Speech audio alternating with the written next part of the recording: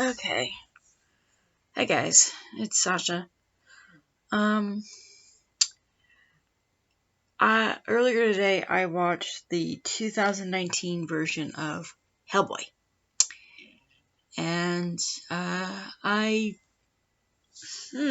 liked it, but it wasn't as good as it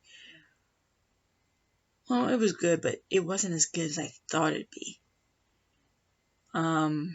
I think the only saving grace was Ian McShane, because the guy who plays Hellboy, he does alright, but he's no Ron Perlman. So, the basic plot of this version of Hellboy, even though they tread on some familiar ground, the basic plot is Hellboy gets summoned to London because he's in need.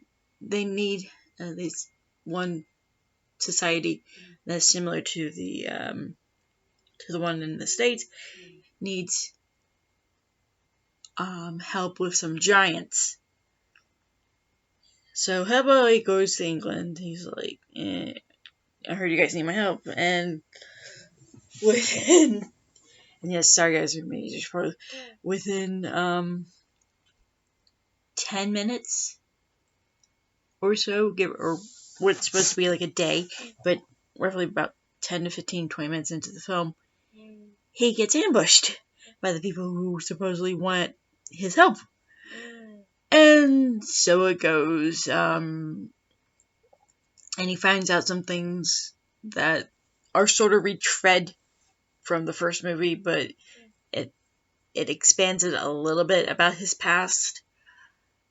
And he now has some, well, I think he already had some trust issues with his father, but he now has some serious trust issues. It's like, what's my destiny and all this, and also another reason he has to go to London is because supposedly, besides dealing with these giants, he has to deal with a witch named Nimue. And he's got to deal with her. He meets up with a girl named Alice, not the Alice from the first two movies, another Alice, a British Alice. And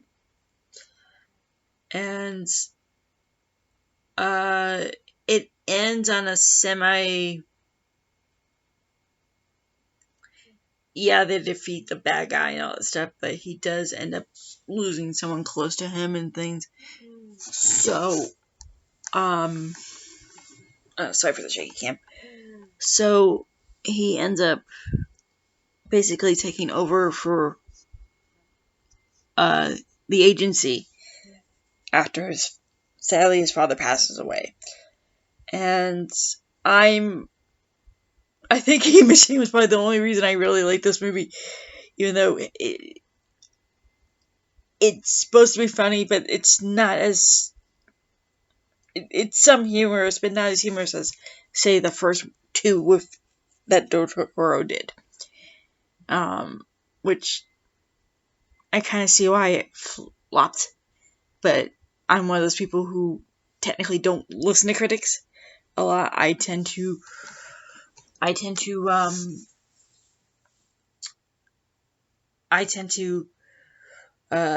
like, if I find something interesting, I watch it despite what the critics said. I mean, a good example of me watching something that the critics loved and I really didn't like was 1917, but I'll do a review on that later.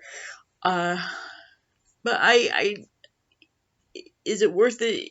I guess if you're a Hellboy fan, probably, like from the comics and things like that, but if you just like the other characters, as far as like Abe and things like that, he's not really in it, though it's sort of implied at the end of the movie that he comes into the series, but given the fact this movie flopped as hard as it did, there's not going to make a sequel.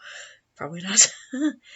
But yeah, for me, it was a good, glad I got to see it, but not really want to own it type of situation.